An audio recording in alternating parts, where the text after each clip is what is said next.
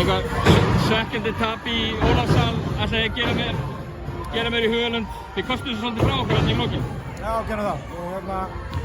Við urðum ragar og svona óöruggar í sókninni, kostuðum boltana frá okkur trekk í trekk. Hættum að gera það sem þó var að virka vel fyrir okkur.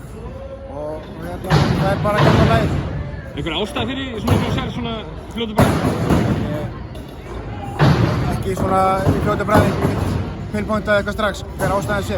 Við bara eitthvað óöryggi yfir okkur og við fór sem fór. Það var þetta, ég meina þið náttúrulega að díla við það að vera að spila í Evrópukeppni og svo eigið þið marga leiki inn í þessari deild. Er þetta svona, myndar þetta eitthvað ójafnvægi hjá liðinu að vera að spila svona sett á hvað? Já, auðvitað gera það. Við skráum okkur í þetta og við vissum hvað vorum að fara út í. Og Evrópukeppnir er gríðarleg reynsla fyrir okkur og á að gefa okkur mikið. Nei, við ætlum ekki að feila okkur á bakvið það að við tappa hérna í kvöld. Við bara einfaldlega vorum ekki nógu sleipar á svellinu í lokin.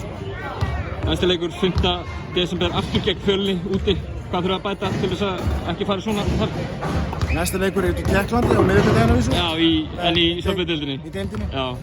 Það er ýmislegt sem við þurfum að laga. Við leyfum í svona varnarfærslur í seint í fjórða leiknum, það voru mjög slakar hjá okkur og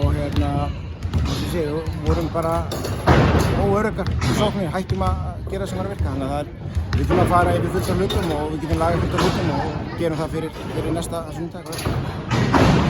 Takk.